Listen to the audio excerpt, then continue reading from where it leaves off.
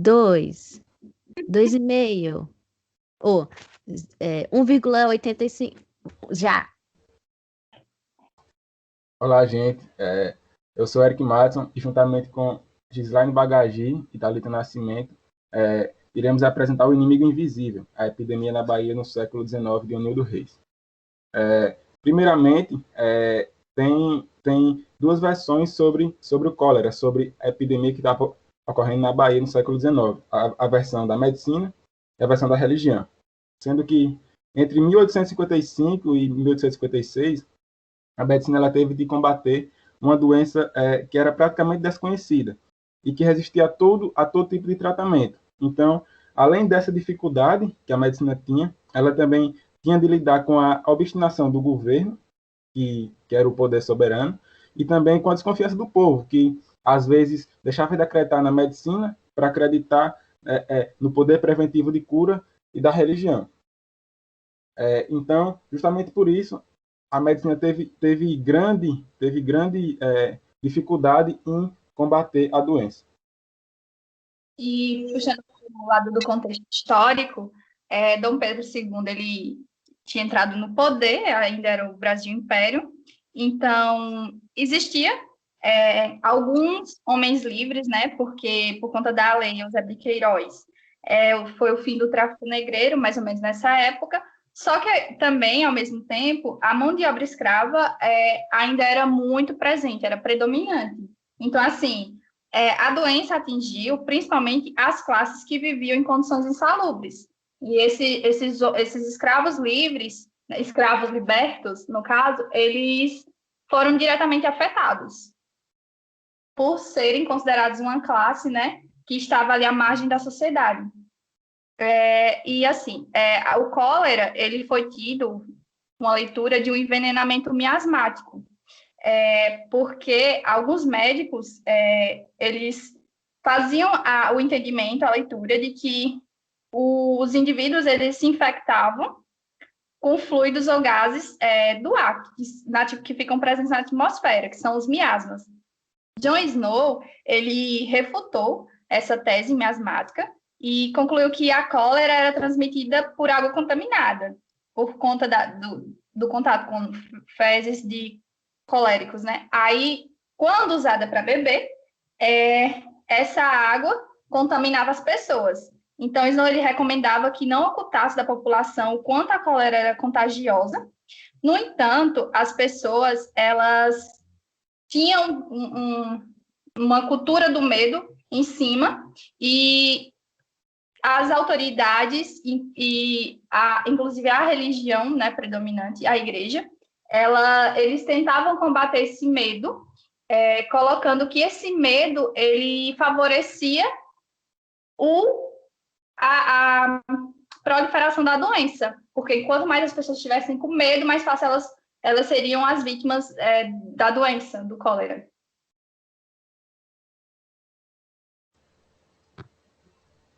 E eles acreditavam ser um fenômeno extraordinário, porque eles sabiam que tinha a doença, só que também não...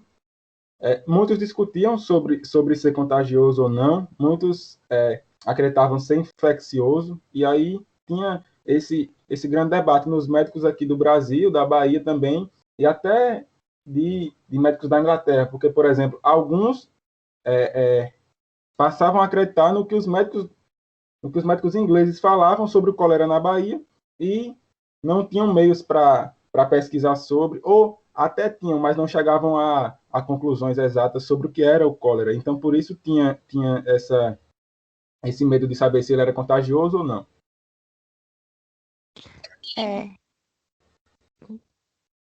Pode falar. Vai. Não, pera. É porque eu tava vendo que, tipo, o que já tava sendo dito. Anyway, eu vou cortar essa parte, né? Aí, vocês falaram dos miasmas, dos taus, aí do medo. Falar agora do investimento e a higiene. Eu ia falar disso agora, pode falar. É isso que vem. Não, pronto, peraí. Ok. Com a cólera se espalhando cada vez mais, e a medicina não conseguindo ainda explicar exatamente, né, o porquê da cólera ser tão... Não. Ai, droga, gente, espera. Vai, tá de boa, vai. Tá, ok. Como Gislaine falou, o medo não era, obviamente, né, um dos únicos motivos que cometeriam a pessoa ao cólera. Era importante que as pessoas mantivessem a higiene, levassem uma vida mais saudável, sem fadigas, seria importante, uma alimentação boa. Só que isso ia muito contra o que estava na situação atual da Bahia, sabe? Era criticado que os víveres que eram vendidos no mercado, eles faziam mal à saúde dos habitantes, sabe? E as pessoas tinham o costume de criarem porcos nos seus quintais, o que também era muito desfavorável à higiene da casa, sabe? Com restos de vegetais, animais e todas essas coisas, sabe? E aí o que acontece é que a cidade, sabe, se encontrava sem, sem condições sanitárias, sabe, para conseguir controlar essa epidemia. E aí isso ajudou para que se colocasse em prática um plano que os médicos tinham, que era um plano que vinha da ideia do Iluminismo e Revolução Francesa, de higienização da cidade. Essa higienização iria, digamos assim, limpar os focos de infecção, né? Que iriam provocar esses miasmas no ar, né? Só que com esse plano foram limpos, tiraram dos restos de peixes, das vendas e restos de animais e restos humanos que ficavam pela cidade. Também tinha essa ideia higienista de retirar os mendigos, sabe, da parte da cidade que as pessoas iriam ver quando chegassem de navio, sabe? Tinham esses planos por trás. E aí, junto com isso, né, os médicos procuravam chegar a um patamar de chegar no tratamento mesmo da doença, porque mesmo com todas as medidas preventivas sendo seguidas, ninguém conseguiu conter a epidemia. Então, o doente ele começava se sentindo mal-estar, e aí ele evoluía para uma sensação de abatimento e prostração, como ele fala. E aí, então, chegava no tratamento em si da doença. Então, quando esses sintomas eles eram identificados, os médicos tinham que cuidar da doença e dos doentes. Só que aí, muitos cuidavam dos doentes e outros tinham medo, porque justamente por ainda não saber se ela era uma doença contagiosa ou não. Então, ficava, se o médico fosse lá e cuidasse do doente, por exemplo, ele podia se contaminar, e quando fosse cuidar de outro doente, passar, ou de outro enfermo que não tivesse exatamente o cólera, mas aí ele passaria para ele, porque ninguém sabia se era contagioso mesmo por esses miasmas, ou de outra forma, como por exemplo, alguns acreditavam que era nos forros de cama, por exemplo, quando as pessoas suavam. Então, isso passava para os panos, e aí poderia contagiar mais pessoas, contaminar mais pessoas.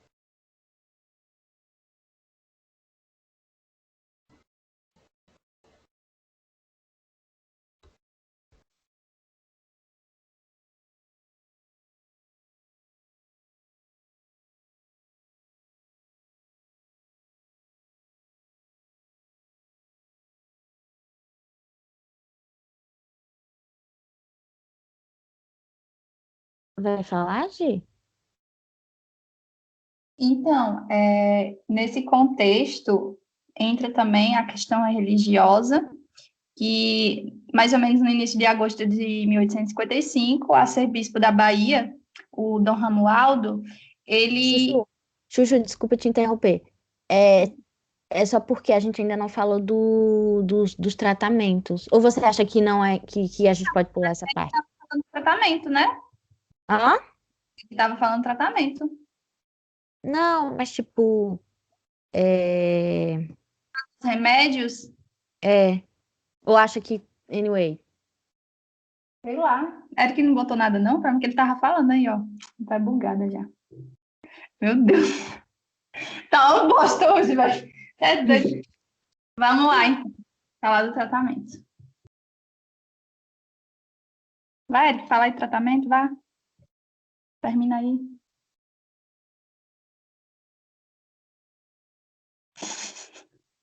Vai, Thalita, fala do tratamento. Eu sou péssima para falar de invertir desses remédios, vai doido. Eric sumiu, minha gente, tudo bem. Não, Não, então tá. eu tava lendo uma parte aqui, mas. Ah, não, é porque a gente tava falando sobre coisa dos tratamentos, se a gente falava ou não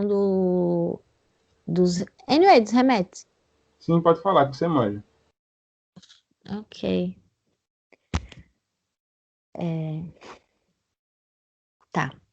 Visto esses sintomas e a dificuldade para encontrar, né, o motivo e a forma certa de tratar o doente, diversos remédios e tratamentos foram usados durante essa época, sabe?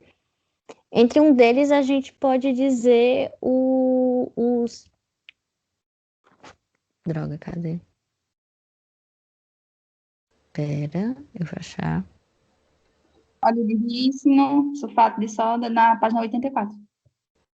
Se Era trata de um. magnésio. Não, o nome era laxa, não sei o que, laxativos. Ah, evacuantes indiretos. Anyway, pronto. Pera. Ah. Dentre deles, pode.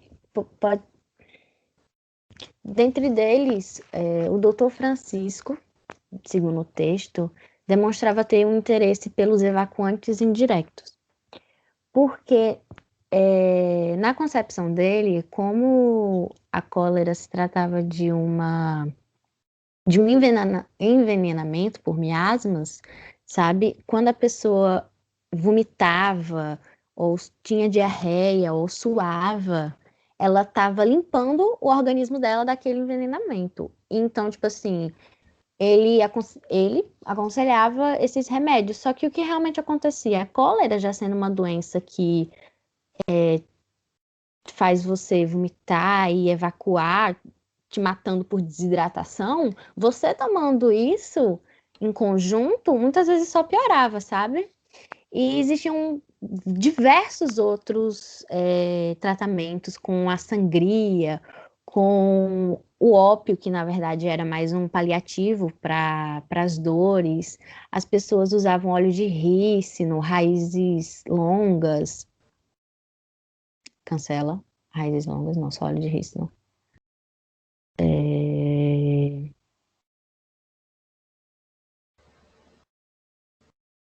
Chegaram a usar estricnina também. Pronto. Quem mais fala? Aí só vai cortando e vai adicionando. Deixa eu ver. Acho que sobre o tratamento tá bom, né? Uhum. Deixa eu iniciar outra. Então, além de eles buscarem várias formas de tratamento, muitos acreditavam que o cólera era uma doença divina, ou seja, tinha uma mão de Deus naquela doença, porque as pessoas estavam pecando, as pessoas estavam pagando pelos seus pecados, então Deus enviou a doença. Por isso que eles chamavam de cólera divina. Essa epidemia era uma epidemia divina, então, por isso, não tinha, os médicos não encontravam os tratamentos necessários, não sabiam de onde vinha essa doença, por ela se tratar de uma doença realmente divina, e por isso não terem os aparatos exatos para lidar com ela.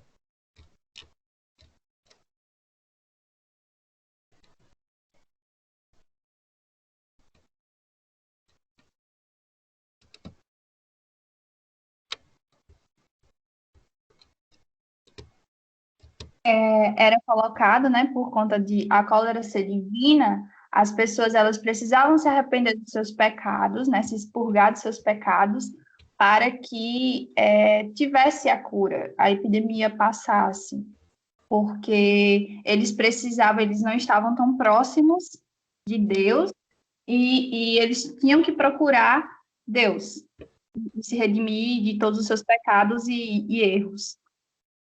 E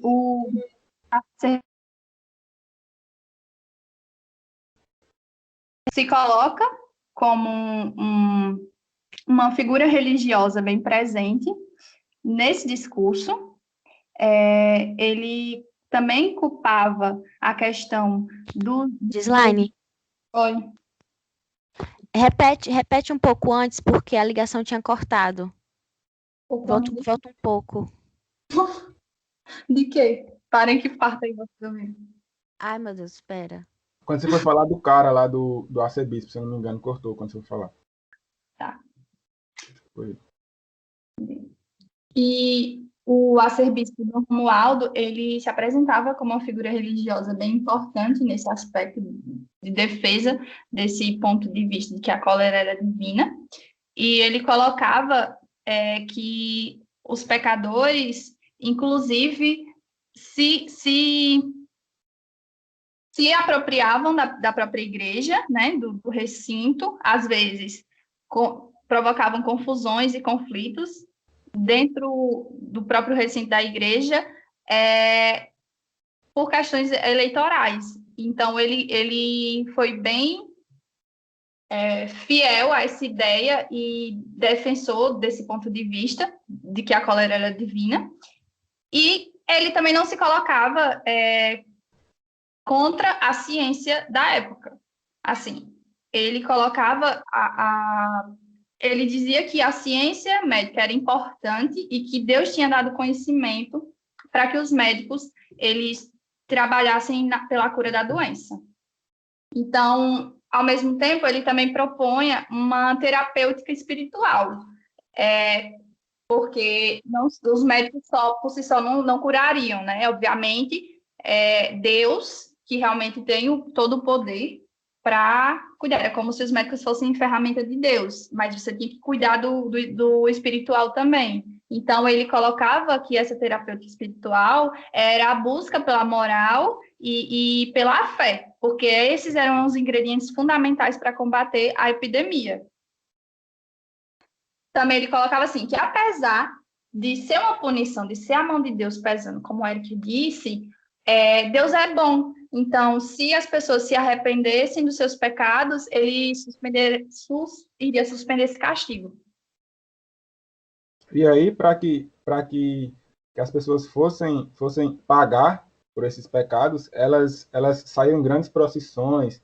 Só que havia aí uma dúvida: se os médicos não sabiam se a doença ela era contagiosa mesmo, ficava aquele medo, porque as pessoas iam às ruas em procissão aclamar, né, por elas terem pecado, e aí iam pedir o fim daquela epidemia. E elas saíram em várias procissões, fizeram várias procissões que foram realizadas na capital, outras maneiras como missas, que as pessoas aglomeravam dentro das igrejas para pedir o fim da epidemia. E isso era uma coisa que não, aos olhos médicos, era só estar alastrando, se fosse uma doença contagiosa, estaria alastrando a doença.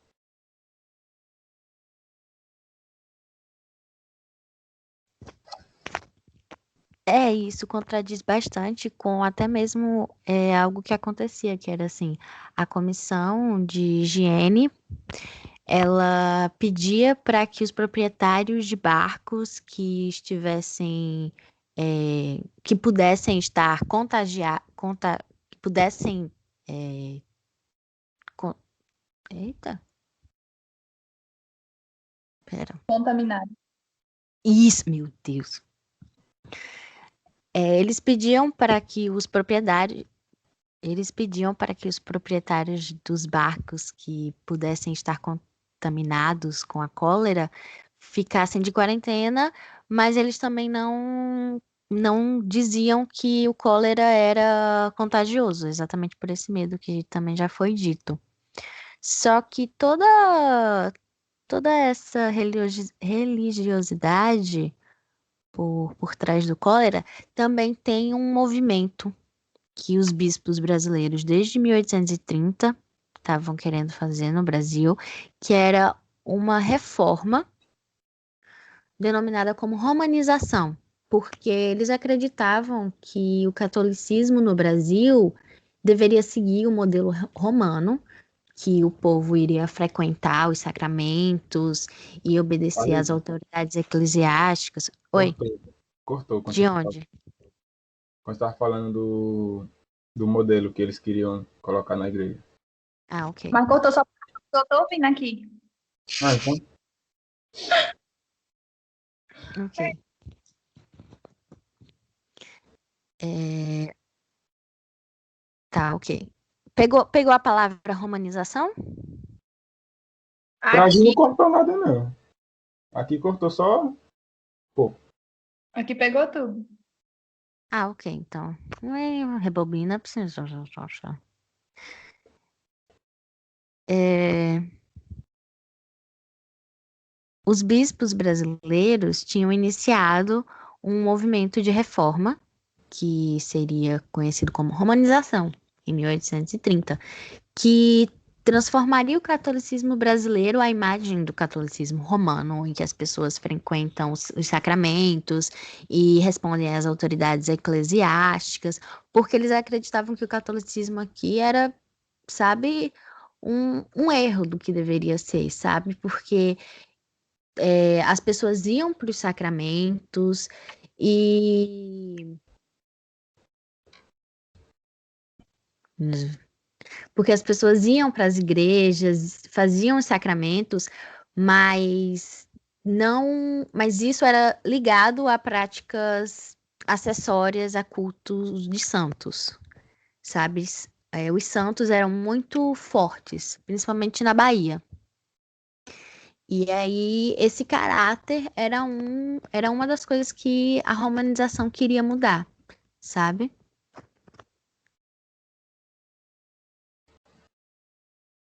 e aí foi então que apareceu um santo esquecido. Na verdade era Francisco Xavier. Ele ele era filho de pais nobres na Espanha e ele foi antes dele ser canonizado, ele viajou para as Índias e aí ele desenvolveu várias atividades missionárias nas colônias portuguesas. Só que aí, quando ele era muito jovem, ele foi vitimado por febres e morreu. E aí, com isso, ele morreu com 46 anos, e quando foi em 1622, ele foi canonizado. Então, a data de comemoração dele é dia 3 de dezembro, que foi o dia de sua morte. Então, justamente por isso, os bispos e os arcebispos pegaram esse santo que era esquecido e colocaram ele para ser o padroeiro de Salvador. Só que ele foi padroeiro de Salvador após uma epidemia de varíola que ocorreu em 1686. E aí o clero junto com várias autoridades municipais e com a confirmação da coroa portuguesa, decidiu que ele seria o novo padroeiro de Salvador. E por ele ser um santo esquecido, muitos não conheciam, porque ele realmente ele era um santo, quando em vida, ele era espanhol, só que foi servir a coroa portuguesa, e os civis não o conheciam, então em partes, foi um baque por ninguém conhecer o santo e ele virar o padroeiro justamente depois de uma epidemia de varíola, e assim ficou durante a epidemia do cólera também. Então, como a gente colocou, né? O Santo Xavier, ele não era um culto popular entre os católicos, né, de Salvador, mas, assim, era tão insistente a ideia de que ele fosse apresentado que começaram a colocar a presença da imagem da conhecida Virgem Maria na procissão do santo como uma estratégia, né, política para atrair ainda mais cristãos. Então, assim, na verdade, a restituição da devoção a São Xavier e a criação da sua irmandade era uma estratégia reformista de Dom Romualdo, né, que procurava ali estar canalizando e controlando as manifestações dos fiéis. E esse bispo, ele era um homem político. Então, assim, ele foi deputado na província e na corte e não deixaria escapar essa oportunidade, né, de trazer mais fiéis para dentro da igreja. E nisso também foi criada essa irmandade, né, de Francisco Xavier, foi organizada, tudo isso que Gislaine falou, em torno de figuras da elite política e religiosa também e econômica da Bahia. Então, ele se tornou essa figura justamente por isso.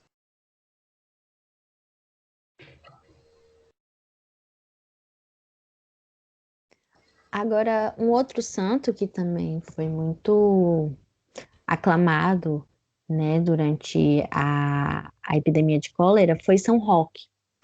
São Roque, ele teria ido para uma cidade que estava sofrendo com peste bubônica e ele cuidava dos enfermos.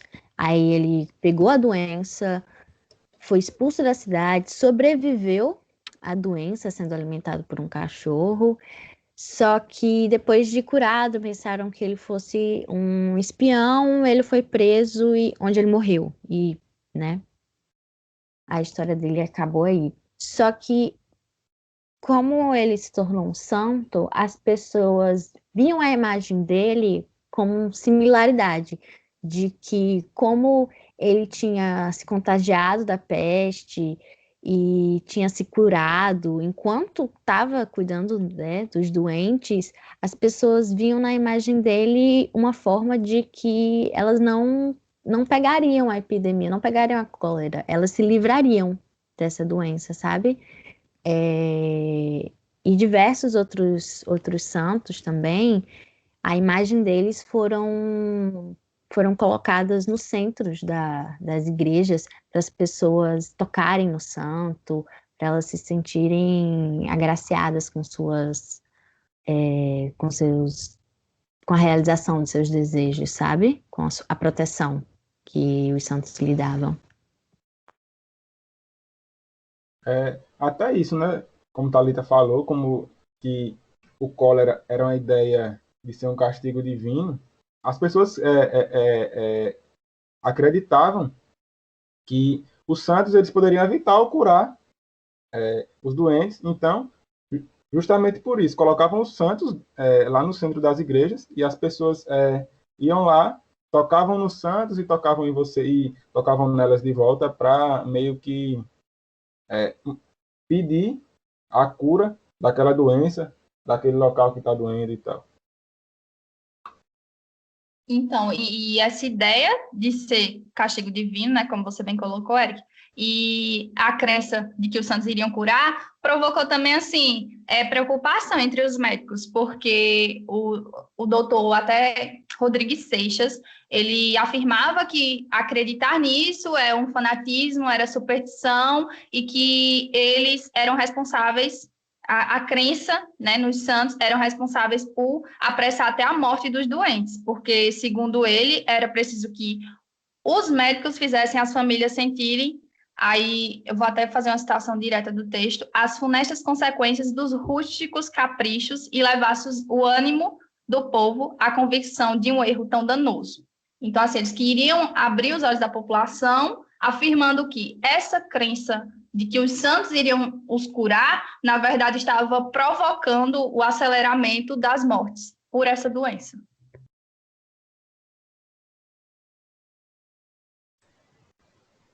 E além de São Roque, São Francisco Xavier, também tinha Senhor do Bonfim, que já era cultuado, já era um santo popular também, e era cultuado. Então, em relação a esses santos, eram feitas procissões até meados de 56, ainda eram feitas procissões. Algumas coisas como as fogueiras, por exemplo, que eram colocadas na frente das casas, elas passaram meio que a ser proibidas, porque podia piorar os gases, os miasmas.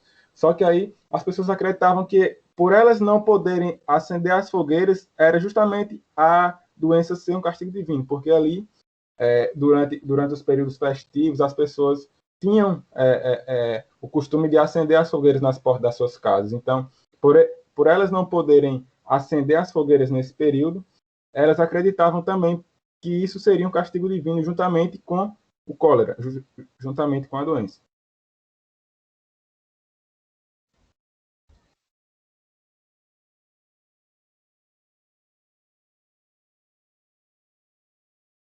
Como foi colocado, a doença ela matou principalmente pessoas que estavam vulneráveis, né? Pessoas que não tinham acesso os direitos básicos de principalmente higiene, saneamento, porque a doença acometia mais essas classes vulneráveis que eram marginalizadas e não tinham esse acesso. E a política higienista de Salvador na época não era uma política higienista que pensava nessas pessoas, era uma política higienista que queria realmente limpar as ruas e, com isso, tratando as pessoas não como pessoas, né, desumanizando e acometeu tantas mortes por conta dessa falta de política pública para chegar até essas pessoas.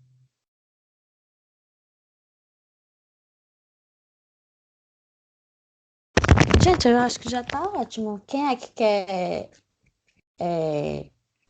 fazer o encerramento? Por mim tá de boa também. Agora, para encerrar,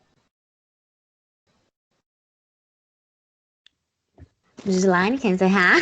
encerre. Vai lá, Thalita, vai acabei de falar.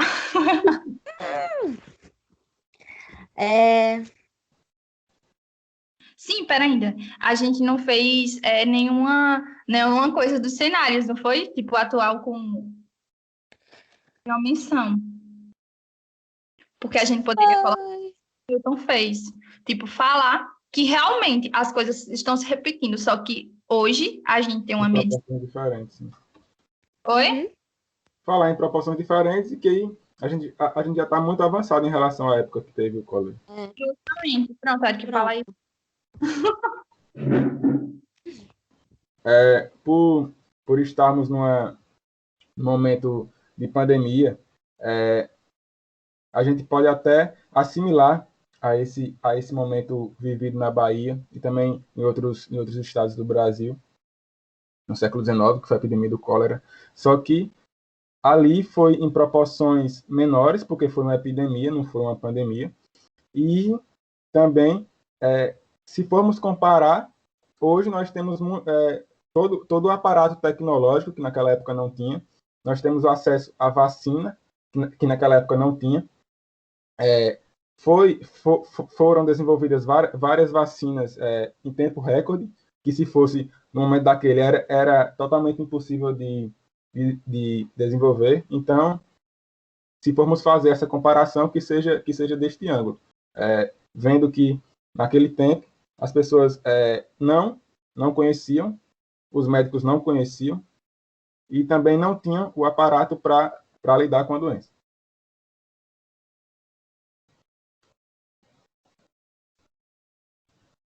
É isso, né? Porque, tipo, no início da pandemia, quando tinha essa dificuldade ainda, né? Muitas ideias foram, sabe, umas contra as outras, o que a gente percebe um pouco também nessa situação, não é mesmo? E também que por trás de tudo isso também tem uma situação, né, de tentar manter a metrópole, né, sobre o poder do império e esses planos de higiene. Não, cancela tudo que o termo que eu falei agora. Só corta até a parte que coisou. Corta tudo, foda-se. Quem vai encerrar? Gislaine, vai. Vai. Tinha ficado certo que ia ser tu, coisa. Não, eu fui falar da parte lá da relação com a pandemia, mas não. Aí eu falei, aí agora ou você tá ali e encerra. Então é isso, pessoal. Espero que tenham gostado do nosso podcast e tenham se informado e reflitam também sobre o texto. E até a próxima. Tchau. Tchau.